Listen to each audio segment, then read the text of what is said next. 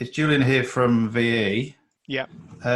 Do the VE members of staff need to be in this meeting? Because is it going to be mostly about higher education conditions? Because there's obviously a separate issues, or is it because then the VE, like Andrew and I are from VE, if we pop out, somebody else can come in from higher ed, that sort of thing. Well, yeah, I mean, look, I think a big part is the framework, which doesn't pertain to VE. So I'll hop out, and so somebody else can get back in. Yeah, and the other big thing we were going to talk about is the Day of Action, National Day of Action next week, and we can just circulate that. But look, okay. I mean, I'll just hop out to give somebody else a chance. It's probably more to their conditions. Yeah, although I am watching the emails and stuff. Okay. Yeah, thanks. I'll hop out then. Thank you. Yeah, the question is how to do that. I think just in the bottom right, you can click on that red leave button. But yeah, we'll circulate a recording and minutes. Yeah. Good luck, everybody. Thank you, man. See ya. It's gone down by 1. It's come up by 1. So someone's come in. Yeah, I thought we had at least a 500 limit on this account, but okay. Well, look, just continue on, and I think a lot of the information that we're going to discuss today we can make available. I think it's it's a bit annoying. We've got this limit. I wasn't aware it was only 300. Okay, so look, I was just going to I just wanted to acknowledge while we're in this meeting, the vital support from our branch staff, Rifai, our branch organizer, and Ridian, our industrial officer, and particularly call out the work of our exceptional delegate network out there. I know we've had lots of local meetings, and I think the real goal we've had this year was to build our our branch activist network up and to build our strength, and I think it's a real testament in this time that we've got lots of meetings happening and lots of people contributing, and I'm just really proud of what people are contributing to this union. And also call out the work of Nick and our growing casuals action network, which has been vital. So where do I start today? I guess our sector is in its biggest crisis it's ever faced, and I don't sort of need to tell anyone that, but I guess it just is. It is the point where we are. I've just put a couple of thoughts together, but the thing that I sort of woke up thinking today was I'd read on Yammer yesterday a post from our Vice Chancellor Martin Bean celebrating a Melbourne church's food bank program providing food parcels to students in financial distress, and I had to write back, look, I'm all for good news stories, but when our students are feeding themselves at food banks and our Vice Chancellor earns twice as much as the Prime Minister of Australia, there's something profoundly wrong with the education sector, beyond the COVID crisis. One of the frustrations where we're at the moment is we have no say over a lot of the budgetary issues with the university, and now we're in this budget crisis again. I mean, it's pretty stark that how are we involved in this crisis being managed? I got sent through. I get some amazing contributions from members, one of which made some comments to me yesterday, and I just wanted to read that out. She wrote that the lack of transparency from RMIT executive and the patronizing tone which we're all told to go and stand in the sunshine while a suggestion is made that we're losing 12 million a month is insulting. As academics, we ask for transparent access to the information and tools to be able to better interpret and to understand what basically amounts to accounting illusionism. Instead, all our minds' critical thoughts, our agile mindset should be pulled to find creative solutions, even if this puts RMIT below break even. I don't think the executive has the right to affect our collective domestic budgets while we're not permitted to involve ourselves authentically in the management of the RMIT budget, both being a public institution and now a begging employer. In trying to make sense of where everyone's currently at, it feels like anger and frustration is growing, and people are looking at where to direct it. So I mean, one of the biggest tools in our union war chest is to get active, get out, show our strength. So we're going to hear first off about the National Day of Action next week. I know there's lots of things happening, but I really want to urge everyone to get involved in this. I think it's really important that we that we come out in force, and I've got two branch members, Marcus and Jasmine, who will talk to that. We're also going to hear in this meeting about the NTEU's proposed national framework, jobs protection framework, and we've got Linda Gale from Division to present that. As many of you are aware, there's also a strong campaign against this framework at RMIT.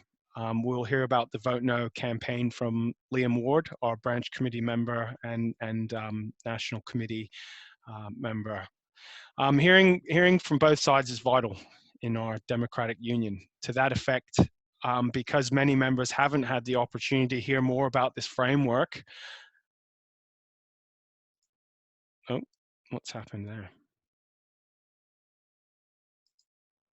Sorry. Right. RMIT is going to be hosting a Q&A and debate session with hopefully we're going to have Matt McGowan, and we're going to have members from our Vote No committee come, and we'll give an opportunity to have a broad discussion and for people to put questions to the panel. I think that's going to be really important in terms of making sure all of our members have an informed opinion. Sorry, my notes have just gone haywire off the screen. So I think that that's one of the things that I would urge everyone to do is to continue to discuss, have local meetings, and most importantly, be informed. Make sure you're reading everything out there and you're having these discussions. I feel acutely that it's not my position as branch president to sort of tell you what to do. While I feel strongly that I don't feel that accepting pay cuts and reducing our working conditions is the answer. I think I'm happy to hear what people have to say on it, and I encourage you to get involved. On that, I'd like to pass over to Marcus Banks and Jasmine to speak about the National Day of Action quickly, because I think that's one thing, regardless of where we're sitting on the big issues. Let's get out and be organized and show our strength. Thanks, Sam. I'm a delegate in the School of Economics, Finance and Marketing. I'm giving an update on this National Day of Action, which was agreed at the last branch meeting. The National Day of Action is expressing, from the branch committee's point of view and from the members' point of view, the attitudes that are coming through at RMIT. That we fight to retain our jobs, pay and conditions, that we vote no to cuts, and the government to fully fund the shortfall in the university sector.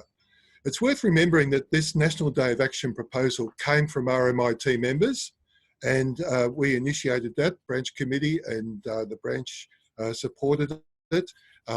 Victorian Division supported it, and now the National Executive is supporting it.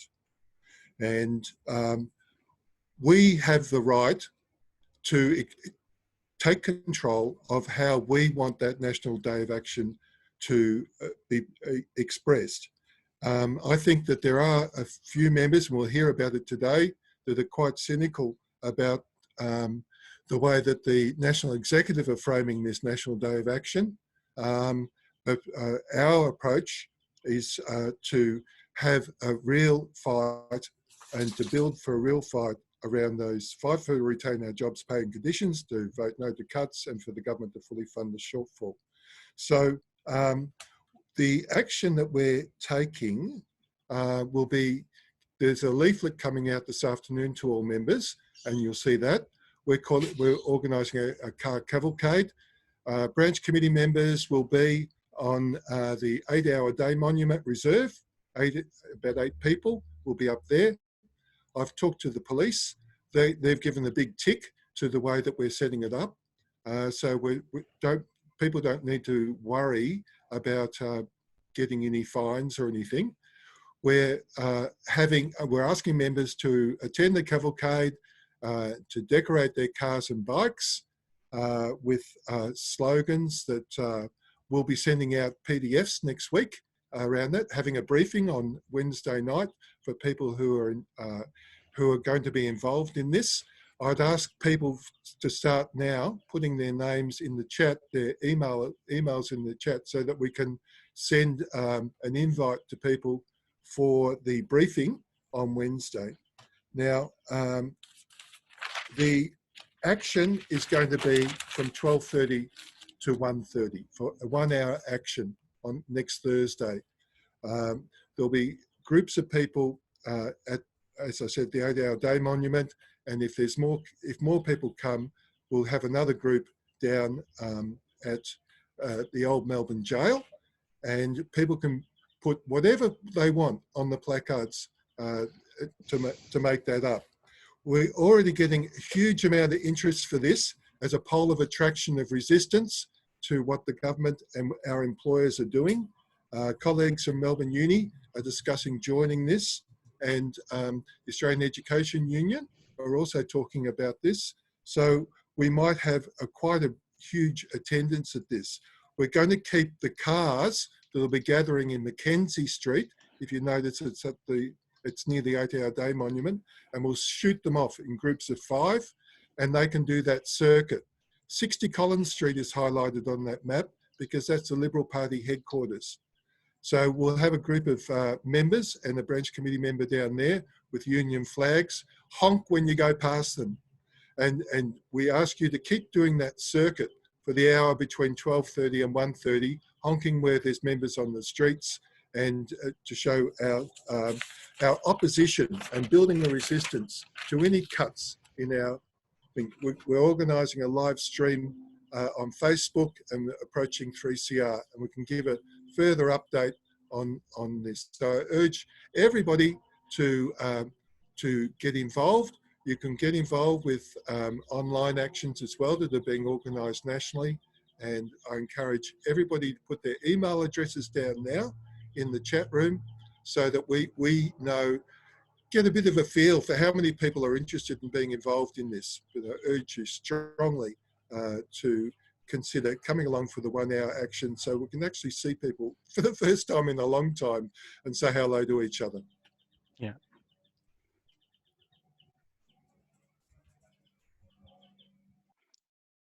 Awesome, thanks, Marcus. Yeah, okay, and yeah, just remind people we'll send out information on that, and yeah, I think we'll have a meeting next week as well. So if you're interested in getting involved, you know, drop the branch an email and follow up on that. So yeah, the big I think the big point of the day really is as well about the you know, the national framework. People want to know more about it. So to present the information from the division is Linda Gale on the line. Linda, you ready there with your slides?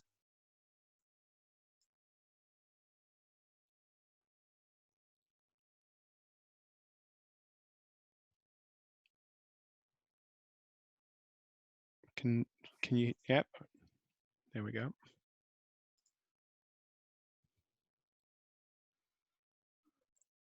I can't actually. I think you might be on mute. I am not on mute now. Okay, good. Okay. Hi, I'm Linda Gale. I'm a Senior Industrial Officer in the Victorian Division. I'm presenting some information about the union's position in relation to the National Framework Agreement. The proposal that has been circulated and information about it has been provided in much more detail in recent days is the proposed National Job Protection Framework, and I'm going to talk a bit about that. I would encourage everybody to take the time to read the proposed framework and the proposed Memorandum of Agreement and the proposed heads of agreement that have been posted on the union's website and contain useful detail that you should have a look at for yourself rather than just relying on other people's précis of it. Having said that, I'm now going to give you a précis of it. Okay, so what is the proposed job protection framework? Linda, your slides are sharing the wrong screen, I think. No, I think it's right.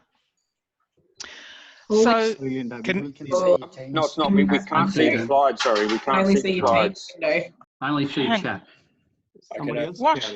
Okay, I'll try that again. Hold on. Can Sophie, who's on this call as well, I think she's sharing her screen for some reason. Are you able to stop sharing? I think Sophie might have clicked share by mistake. Okay, let me try that again. Okay. This is looking better. Thank you. That's better. Okay. Okay. Okay, so the proposed job protection framework introduces new and enforceable protections for jobs. That's not just rhetoric, that's real. It would save jobs now. It would mean, for example, that thousands of casuals will get their work back.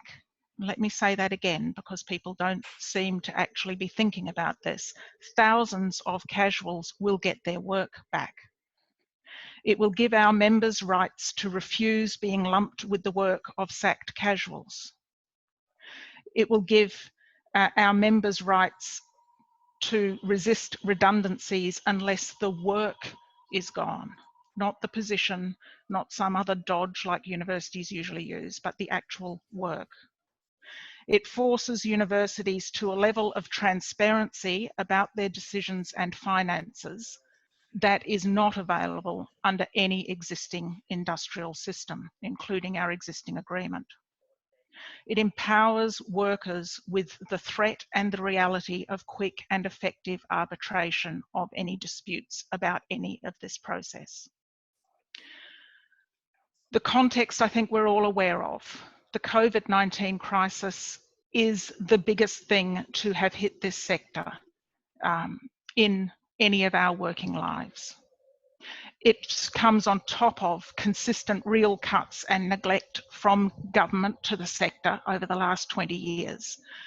The resulting extreme reliance on international student fee income.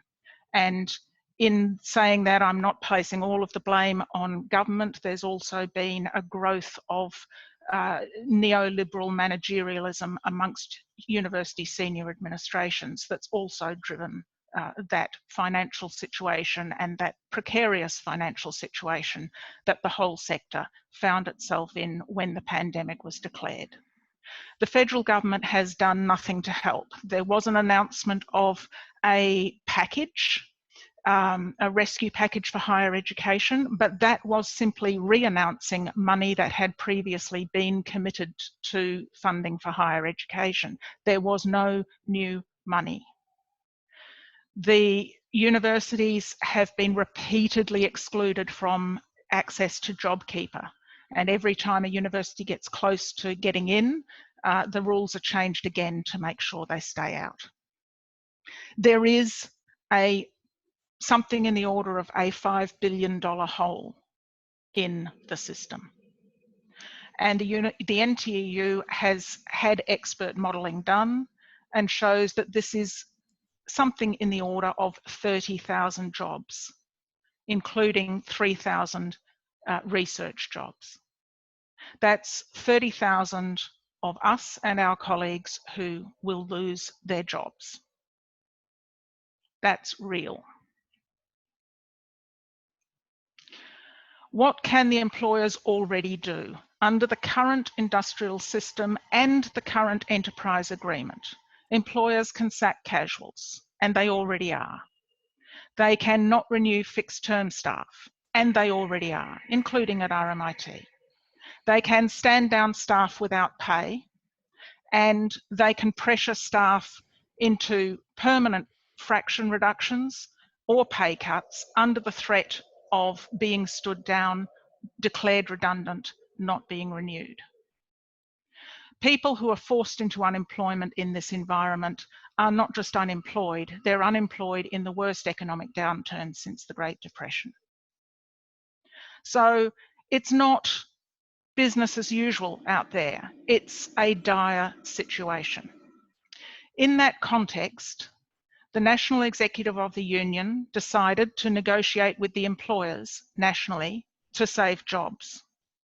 The union's claims were to bring casuals and others who have already lost their jobs back to work, to stop the non-renewal of fixed-term contracts, to prevent stand-downs on no pay, to prevent forced redundancies, to stop external appointments being made during the crisis. If there's work to be done, it should be given to existing staff, including those who've already lost their work, to make senior executives take a pay cut, and to stop university capital works and other discretionary expenditure that should be directed to saving jobs.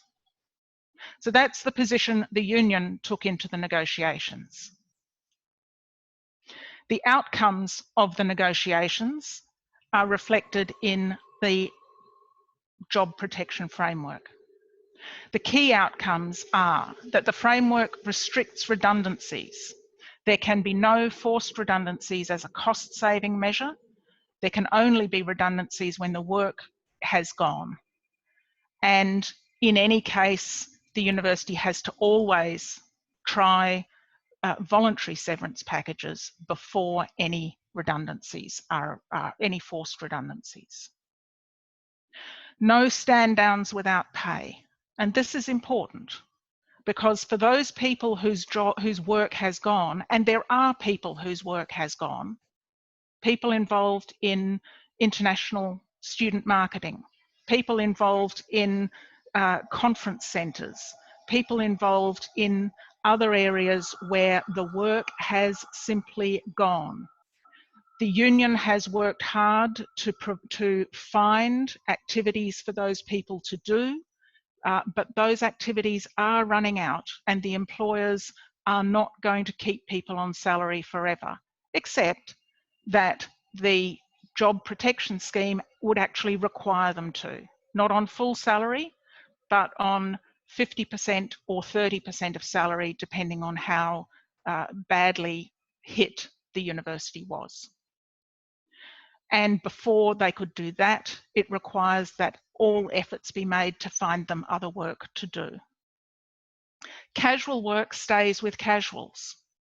The work can't be handed off to others except in the extreme circumstance where it's necessary to prevent a redundancy or a stand down. The automatic renewal of fixed term contracts if the work continues. No new external appointments. If there's work to be done, it has to come from the pool of internals, and that includes people who have lost their jobs since the beginning of the pandemic, including casuals. Cuts to executive salaries and capital works programs. 2 weeks of paid COVID leave in addition to any other leave that's available. And the modelling that's been done shows that this will save something in the order of 12,000 jobs. It doesn't save all 30,000 jobs, but it saves a large number more, 12,000 more, than are saved if we do nothing. There are cost-saving measures for the universities in the package. Surprisingly, university employers weren't willing to give those sorts of job protection undertakings in the absence of some cost-saving measures. And this is what's been negotiated. There is a national expert panel, and universities can apply to that panel to be categorised within Category A or Category B.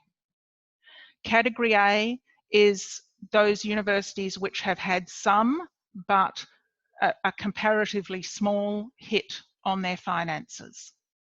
That is a revenue reduction of between 5 and 10%, or a cash flow margin of between 3 and 6%.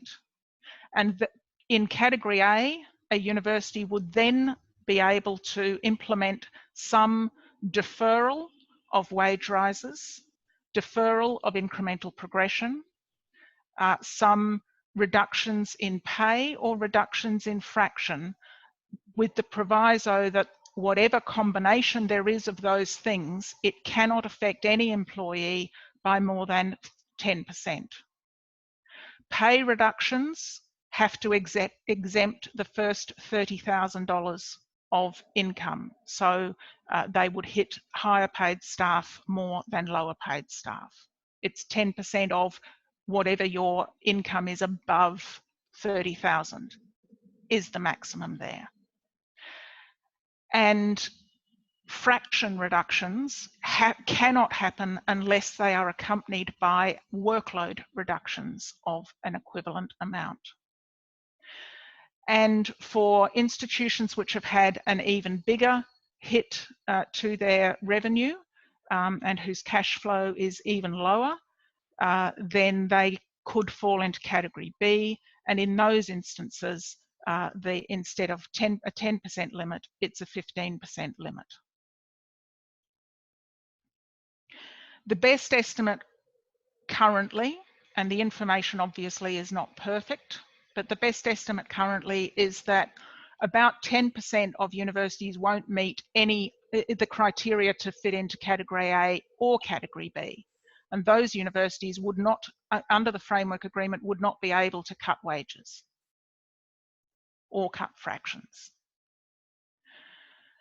About 65% would probably fall into Category A, and about 25% are likely to be in Category B. In that context, it's worth considering what the liquidity position of RMIT is. And at the end of 2019, RMIT reported that it was $213 million in the red in liquidity terms. Now, that doesn't mean they would fit into Category A. It doesn't mean they would fit into Category B. RMIT has, as everybody knows, a lot of money in a lot of different ways. It's possible that RMIT would not fit into either A or B. But in the absence of this framework, that liquidity position does mean that RMIT management will be looking for cost-saving measures. And without the framework, the limits on their costs, on what cost-saving measures they undertake, are restricted only by Australia's current rather poor industrial laws. Remember those laws we say need to be changed. And widespread sackings is the easiest thing for them to do under the current law if they can't make cost savings in other ways. What is the Jobs Protection Framework? It has 3 parts. The first is a National Memorandum of Understanding. The second is a Memorandum of Understanding to be signed by each university. And the third is a Heads of Agreement. And then flowing from that, a variation of the agreement at each university. So the National Memorandum of Understanding... Right, Linda, can I just give you a 1-minute warning? Yes, you can. Yeah, thank you. Okay, the National Memorandum of Understanding is basically just an overview of the framework. The memorandum to be signed by each university sets out those matters which can't legally be contained in an enterprise agreement, and that includes the cuts to executive salaries, the reductions in capital works expenditure, the retention of Aboriginal and Torres Strait Islander programs, and the return to normal face-to-face delivery post-COVID-19. That is, universities can't say, oh, it's all online now, we'll just keep those programs online. A heads of agreement to be signed by each university is where much of the meat of the industrial conditions is, and that sets out what would be in an enterprise agreement at each university. There would then be an enterprise agreement variation negotiated at each university. Its terms would be the terms of the National Memorandum of Understanding, but there is one proviso to that that's relevant to RMIT, and that is that the extent to which any of this might extend to VE staff is something which is not finally regulated by the national framework, because the state funding for VE staff varies from place to place. It lasts until June 2021, at which time all the terms of the existing agreement, including where people would have been in pay terms, snap back into operation as if the variation had never occurred. Excuse me, I want to move a procedural motion. This is meant to be a branch meeting organised by the branch committee. This is Liam here from the branch committee. We know this is a contested item and we have another viewpoint to put here.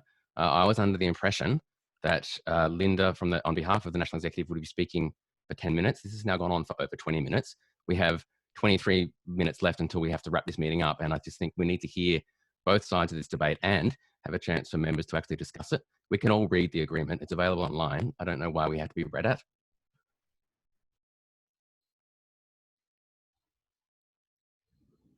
You're on mute, Sam. We've sorry, can I just say as well, yeah, we'll let Liam speak now. We're intending to put a big Q&A session on Monday or Tuesday where we can debate this out further. So it's certainly not intended to be definitive today. But yeah, I think we need to give time to Liam and people that are speaking against this as well. So yeah, if you're happy, Linda, we're just gonna move over to Liam now. Thanks. Here. I'm going to share my screen if that's okay with everybody. Do I have access to that, Sam? Looks like it. Okay. Just share screen, I think. Yeah, I got it. That should be there now. Let's have a look. Can everyone see my screen now? Big Yes. white screen, black writing on it? Yes. Okay. Yes. Hi, everyone. So my name's Liam. I'm from the RMIT branch committee and a member of the National Council. As you'll all be aware, there's a number of us, including myself and the rest of the branch committee, who have been arguing and continue to argue for a vote no. Reasons to vote no to the framework. Yes. Now, someone's talking over the top of me here, and that's very undemocratic. Jeff, Can you mute yourself? Jeff, it's Moira here. Can you just put your mic to mute, please? Thank you. Okay, the first thing to say about this framework is it fits into a pattern, which is that we've got union leaders around the country responding to the crisis in the same way. Last week, we saw the SDA. Can someone please mute themselves? Can we mute whoever that is with a TV or something going? Can someone mute that? Whoever E50947 is, please mute.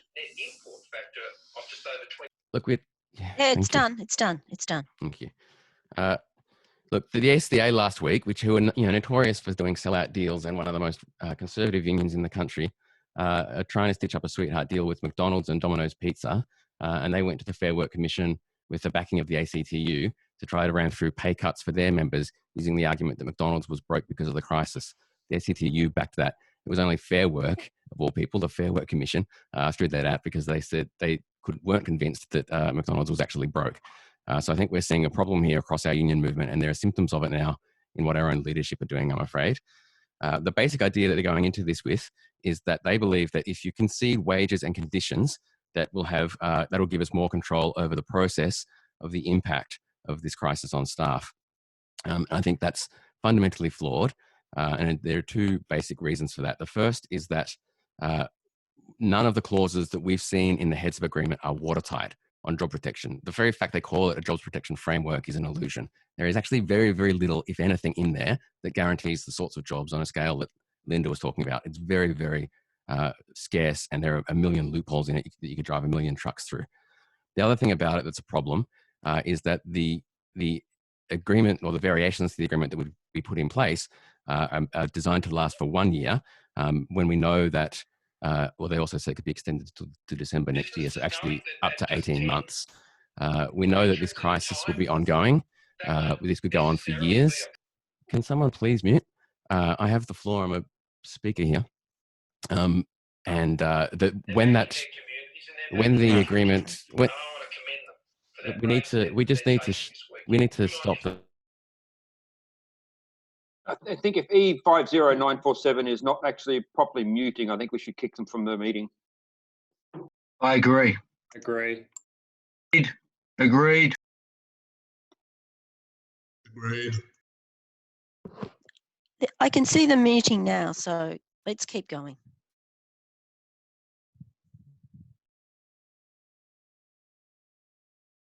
Liam, are you there?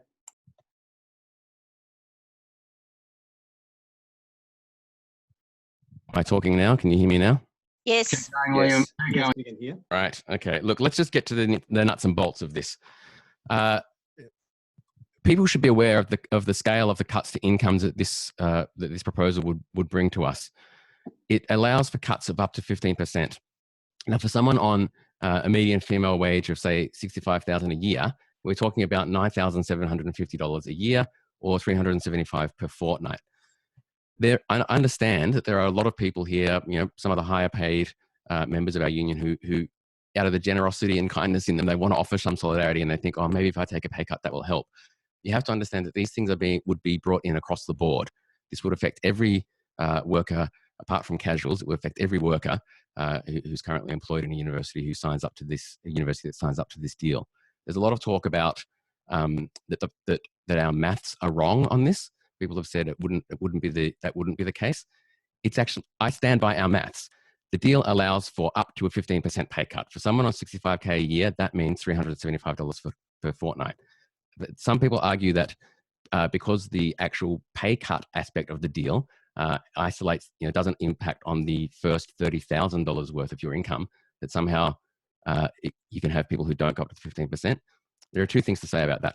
That the pay cut itself is only one of the mechanisms by which we'll have our income reduced. The other and more significant aspect of it is a reduced to time fractions. So imagine a scenario where someone on $65K a year gets 10% of their time fraction taken away, and then also gets a 10% cut in pay. That person will immediately be approaching a 15% pay cut. It will be 14 point something. As soon as they miss their first deferred pay rise, which for us is on July 1st, 2%, as soon as you miss that, then bam, you're actually at 15%. So these attacks, these pay cuts, income cuts, would actually impact not just the richest, but some of the poorest people in our sector. There's also no genuine union control over the scale of the cut. They bring in, there's attempt to categorize, or a mechanism to categorize the universities, as Linda was going through in her discussion. The panel of experts that makes those decisions is not actually a union controlled panel. It's a panel that would have half union appointees and half management appointees and an independent chair, which by definition means that the union is in a minority on that panel. It's also the case that the heads of agreements states that the union appointments on that board are not to be treated as union representatives. So they're not even bound by the democratic decisions that union members at a particular branch might actually make. Now, we're not denying that that there's bad times coming. We know that. Universities across the country are on the attack. They're coming for us. I don't believe anything in this proposal would actually help us save jobs. What it does do is actually weaken our agreement and make it harder for us to defend ourselves. Even on the issue of job cuts, there's nothing in here that gives us any real protection. So clause 44, for example, says no forced redundancies as a generalized cost-cutting measure, which are not connected to a reduction in work. That is essentially no different to the protections we already have through the Fair Work Act. Clause 46 explicitly allows universities to sack staff through cutting courses or closing campuses. And then from clause 42 on, and this is perhaps the most significant aspect of the way in which redundancies might play out, clause 42 onwards allows a gutting of our existing change management process procedures. So our enterprise agreements currently give us some control, at least, over managing change, and we've been able to use that to slow down and even resist mass layoffs in the past. This framework actually reduces significantly, it guts our ability to do that. One of the issues that gets flagged a lot in supporting this framework is that it will somehow protect casuals, and Linda spoke about that in her presentation. Clauses 33 and 34 look fine on paper, but clause 32, which I think is actually the one Lisa was referring to, Linda was referring to, if you read that closely, this is what it says. When there's no work or insufficient work available for continuing or fixed-term employee, the university will seek to identify other work for that employee, which might include work usually performed by casual employees. And this provision takes precedence over the other two. So for all the kind of glossy pictures about defending casuals, what this actually says is that the framework will allow universities to take work from existing casuals and give it to other staff. This runs counter to all of the activity and actions that casual NTEU members' networks have been fighting for in recent weeks. It runs counter to the motions that have been passed in numerous schools at this campus, where members have said, we refuse to take on extra work in our workloads at a time when casuals are being laid off, because that work belongs to casuals and we are not going to take food out of our colleagues' mouths. That clause allows the university to do that. So yeah, in a nutshell, our attitude and our rationale for voting no is to argue that we must defend our enterprise agreement. We need to treat this as the only armor we have to really defend ourselves. We need to treat it like gold because it's the only legally enforceable set of conditions that we have. And while the universities can try other mechanisms to cut staff, to cut things, the EA is ironclad. We need to come out of this crisis and go into the next round of bargaining, which starts in June next year, which is in the middle of this proposed framework's operation. We need to come into that period, not with a watered down, hacked away, torn apart enterprise agreement that we've allowed to be kind of hacked from under us, but something that we can use as a basis for going forward. We'll need that more than ever, actually, as we go into the crisis. Now is only the first hurdle in a long run. We need to stand firm now and be brave. And yes, times are going to be difficult. If we allow them to attack our enterprise agreement, we're going to be only building a rod for our own backs further down the track. So today I am moving this motion that the RMIT branch rejects the national framework and will campaign and commit to voting no. And I'd like to sort of move into discussing that now.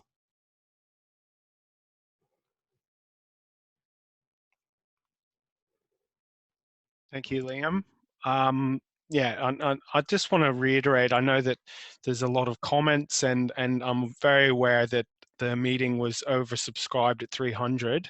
You know, this debate that we're having and so on, like there are going to be opportunities for everyone to weigh in on this. And by no means, you know, you know, the framework has not come to RMIT yet. You know, we're merely talking about, you know, I think there's a very strong potential. Martin Bean has just flagged yesterday in an email that now he's looking at it. But yeah, that's what we need to start being prepared for. We need to educate people. People need to understand what the framework does and doesn't do, and be able to make an informed decision on whether they want that at RMIT. I think the other thing, you know, we're going to provide a Q&A session next week. I think that there are a lot of questions that people have about this, and you know, it's not something we're just going to be able to deal with in one information session. So there's going to be opportunities for every member to feedback on where they stand on this.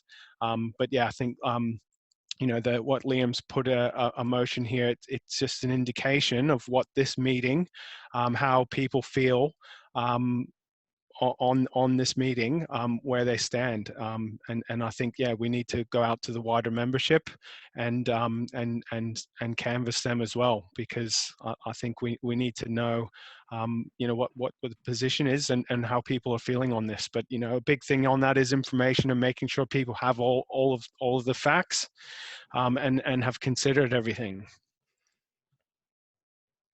Can we vote though? Yeah. Or take discussion? Yeah, take discussion. Yeah, I think we can give an opportunity for someone to speak for and someone to speak against the motion.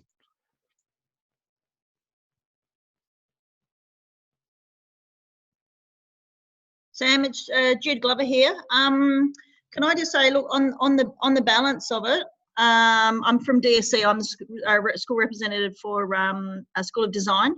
So I'm in DSC, and I spend a lot of time trying to enforce workload models in DSC against with the college exec. The EBA I find is a really good agreement, and at the moment, on the face of it, I feel like this national work plan is overly complicated.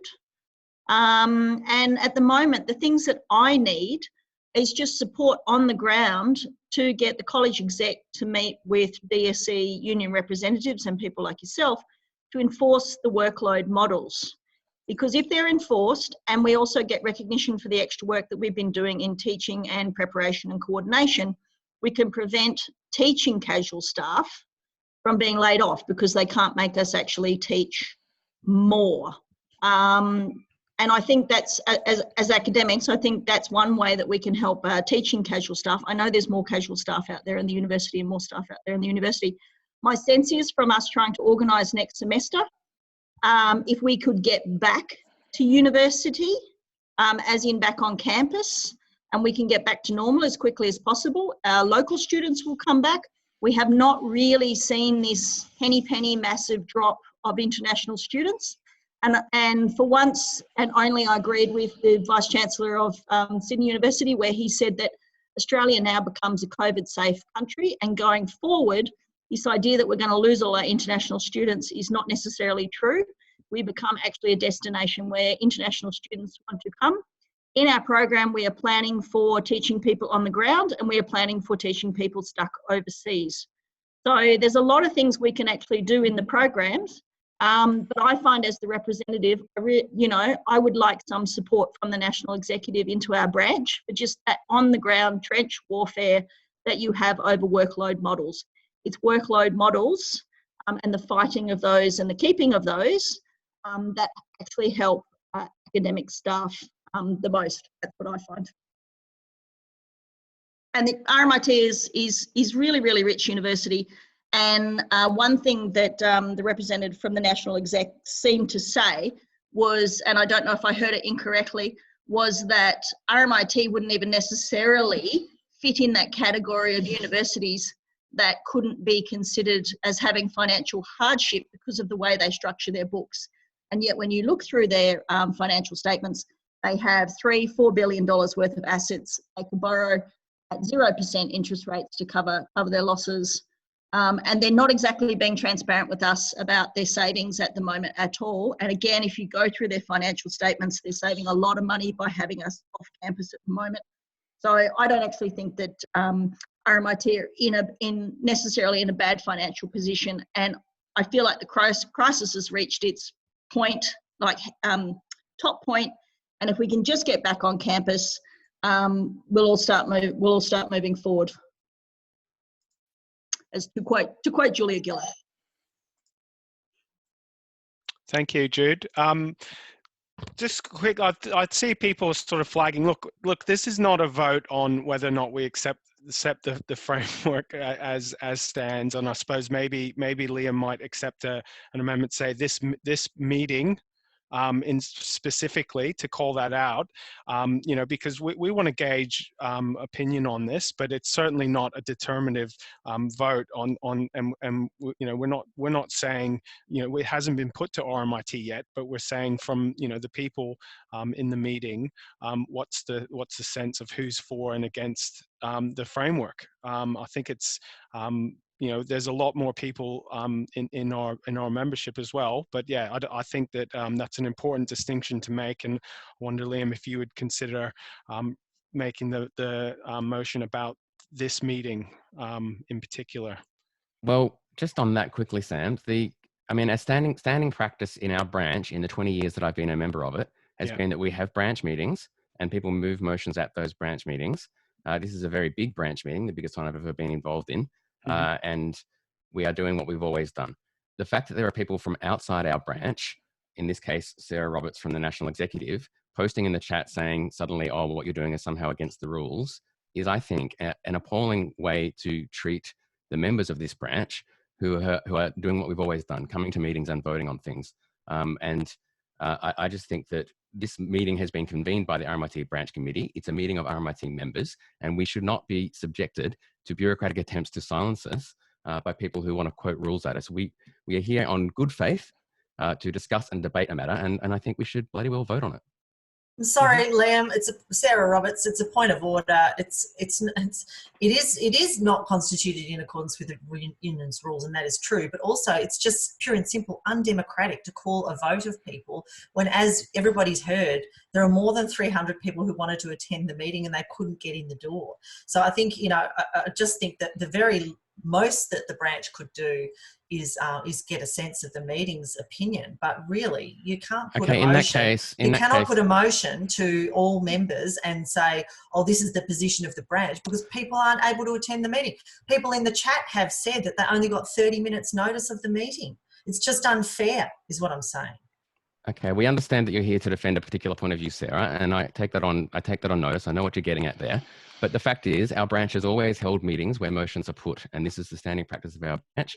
I'm happy to change the wording to say that this meeting of RMIT branch members,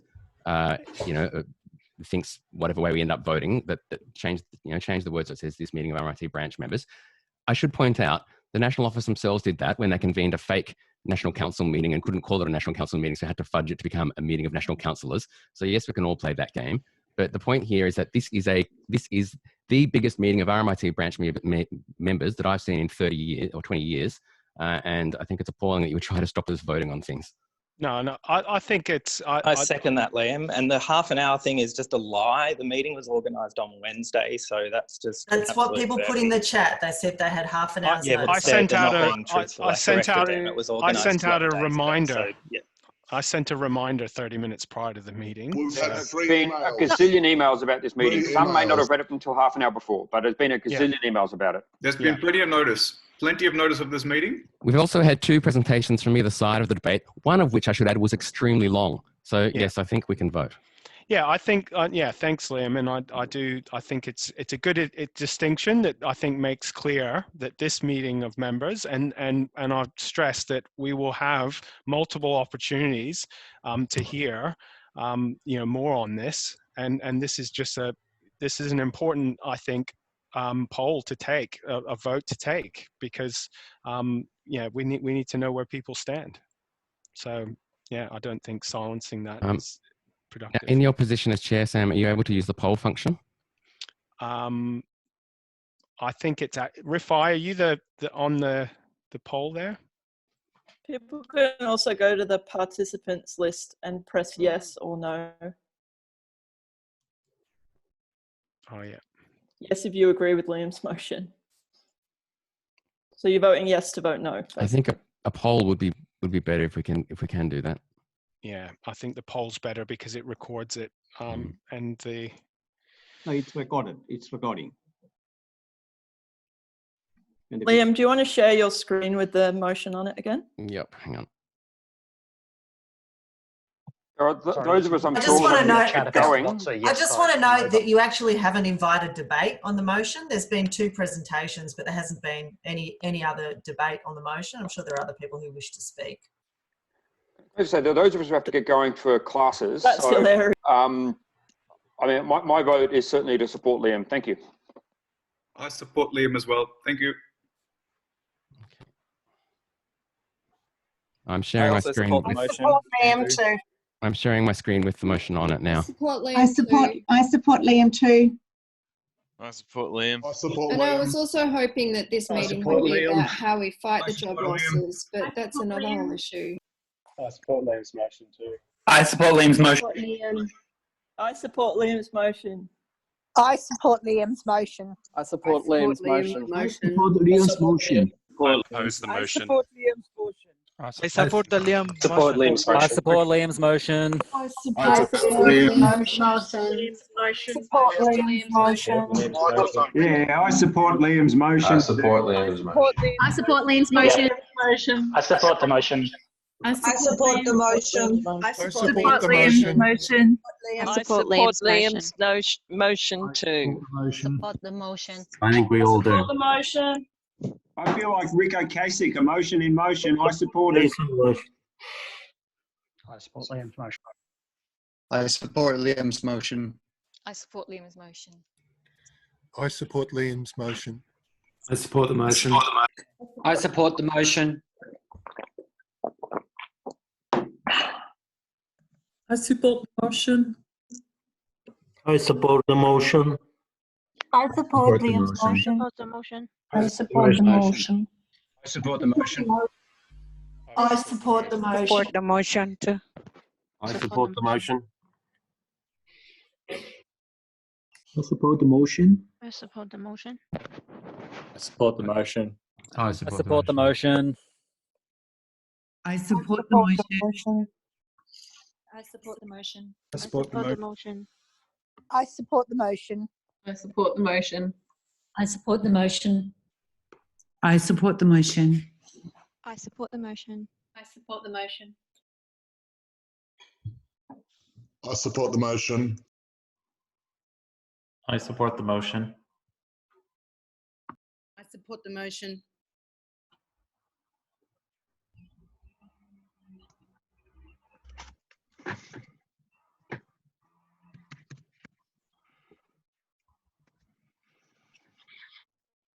Okay, Sam? I think it got up. I think so, Ross. Can I also say something? Am I on mute, Sam, or am I working? No, you're good. Look, I think we've got to also understand, and I'm not saying that it is wrong to do the voting, but what I'm saying is we are trying to get to as many members as many members as we can, and so we do want to be, for this to be a fair, and we don't want to be what's happened at the National Council. We want everybody to be involved because it affects everybody. So we weren't trying to cut off the opportunity for people to vote.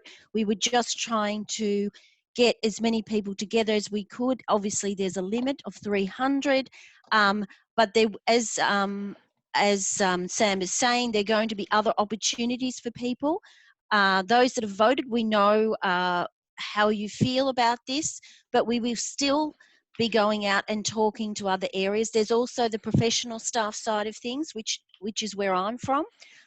So we need to also consult both types of members. So please keep that in mind. By all means, go out, talk to everybody about this, let people know what's been going on in this meeting, and we'll get a fair and democratic vote when our opportunity comes. Okay, thank you.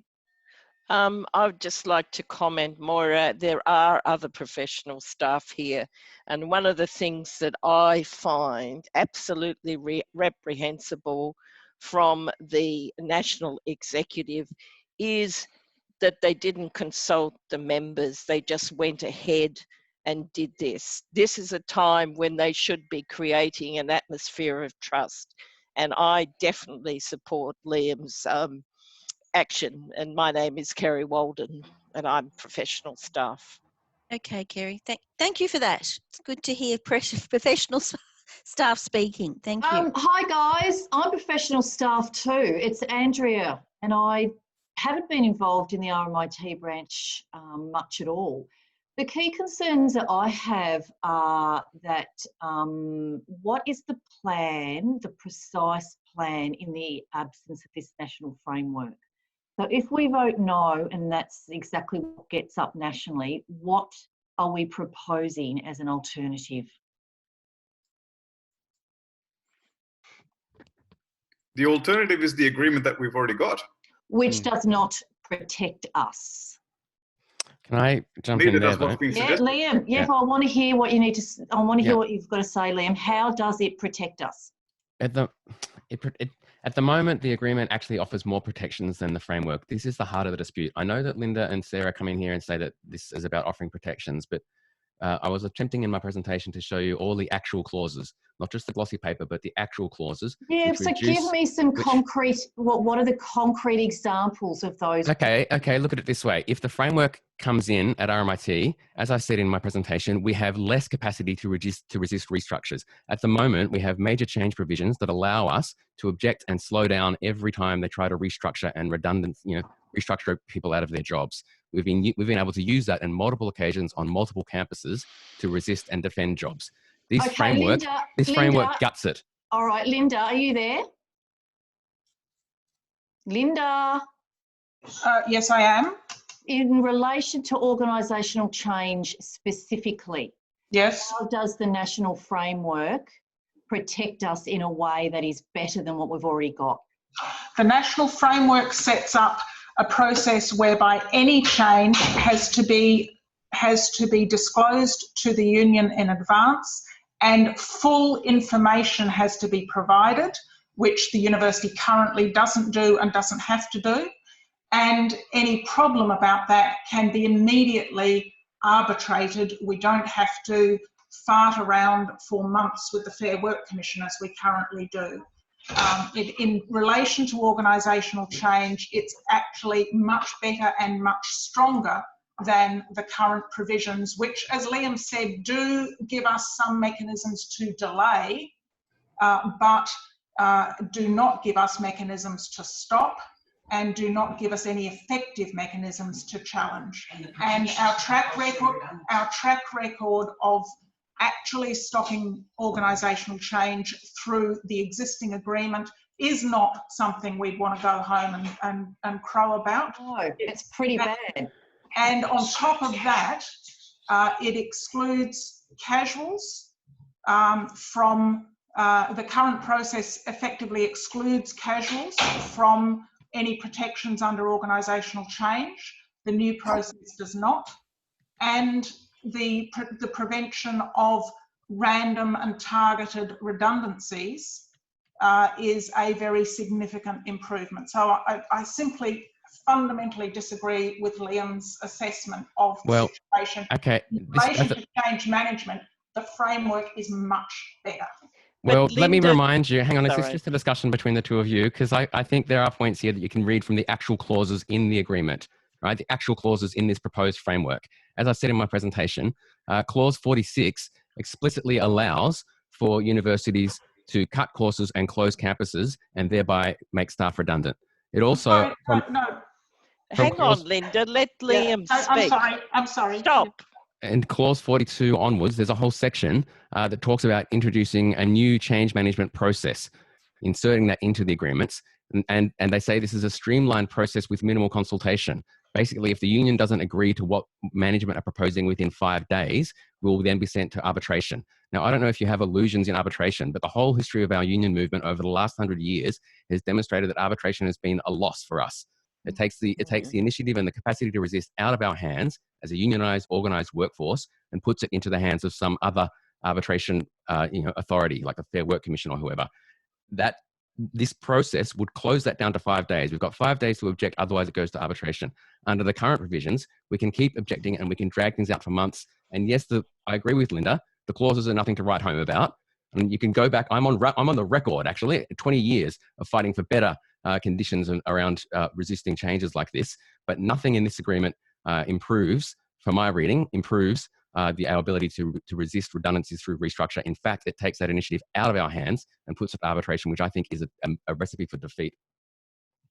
Thanks. Like, I'm just conscious of the time too, and I do reiterate, like this was the first, I guess, round of discussions that we're going to be having as a union, you know, we're organizing for Monday or Tuesday next week a Q&A. We've invited people from division to come and speak to this. We'll be inviting people that oppose the framework to speak as well. We're very conscious that we want to make sure that people are presented with both sides of this argument, and we encourage people to go take a look at the framework, read through it, decide for yourself. I'm not, as I said, I'm not going to sit here and tell you what to do. No one in the union wants to see that make your own choice. Discuss with your colleagues, ask questions. There's a lot of debate going on online. There's lots of avenues, but I think this is something that people are going to have to make some decisions and have these conversations. We will let you know as soon as we find out when that Q&A session is going to happen on Monday or Tuesday. I'll send out information on that. We can make the recording from this session available for people to view. And there's information on the NTEU website. There's information everywhere. Thank you, Sam. I'm really sorry. I didn't mean to hijack anything. That's not my way of operating by any means, but I need this level of detail to understand. If this is a massive dilemma just for me as a tiny little individual in my pocket of the world. So I imagine how everyone else is feeling about it. But I haven't been able to get this level of detail so I can actually understand it. I think that's one of the things is just to call out, this is a complex issue. Yeah. There are obviously strong opinions on both sides. And that's where I say, there's lots of resources, there's lots of people. There's people on both sides that will be very happy to talk to you. I don't think it's something that, that anyone could just, explain to you in 5 minutes. It's a complex document. The very fact that we're going to have to vote on these things is why this session's occurred. Why we'll have more sessions, because you need to have all of the tools. And I'm a member, an activist that's actually taken notice over many years. Imagine all the non-members out there who'll get a vote who haven't paid any attention at all. Yeah, well, and that's one of the things is, fear is not certain, is not really the best place to be, deciding on something. I think, there's a lot of uncertainty and fear, around the university. And I would point out, people have asked, look, if RMIT votes against this framework, the university can still try and bring it in anyway, and we'll still have to vote on it. So the fact that if you have people in your union saying that aren't in agreement either, obviously there's a lot of issues here, and I think the most important thing that people can do is go and read through it, look at the debate, engage with the debate, and come to your own conclusions. I think that's the fairest thing, but there is no easy answer here, and there's certainly no it's not a simple thing. It's very emotive. I think you're going to get scare tactics from being used. We're very conscious that there hasn't been a lot of debate even for people within the union on this. So look, I appreciate it adds more uncertainty to what's a stressful time, but look, the best thing we can do is do what we're doing, start talking, local meetings, get together, grab a couple colleagues, go through it, talk it out, ask questions, come back to us, there's lots of forums.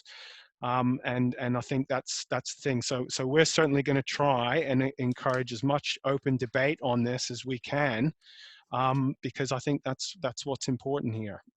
Now, I look forward to the Q&A on Monday or early next week sometime when you can make it happen. Yeah, we'll make that happen. Look, we're going to everyone will get a voice in this. This is something that everyone will be required to vote on, and I think that this was an important thing to gauge sentiment anyway for us as a branch, and also we're not going to look at this and say, well, 300 people speak for every single member either. We're a very democratic branch, and we'll make sure we continue to operate as much as well as we have been. Share information and be clear. So we're going to wrap this meeting up, and I will keep you posted as to what happens next. The Q&A session. And we'll just plug for the rally. NTEU. Yeah, sorry. Go, Marcus. Yeah, just plug. Yeah, I just want to give a plug for people to put their emails down to protest against what I think is a rotten deal that's being pushed down our throats, and that people put your emails down and help build the strongest possible industrial action, because we need to act like a union and not the way of just jumping into bed with management and talking about cost savings and how we can cut jobs. So please get involved in the rally on Thursday. Thanks, Marcus. I'll be there, guys. Marcus will be there. Sam will be Thanks, there. everyone. So I hope everybody else decides, not too many, obviously, we've got to control it, but I hope other people decide to come along. So Quick question about, sorry, quick question about the recording. So are we going to get a link by email, or how are we going to watch that? Because I came in late, unfortunately.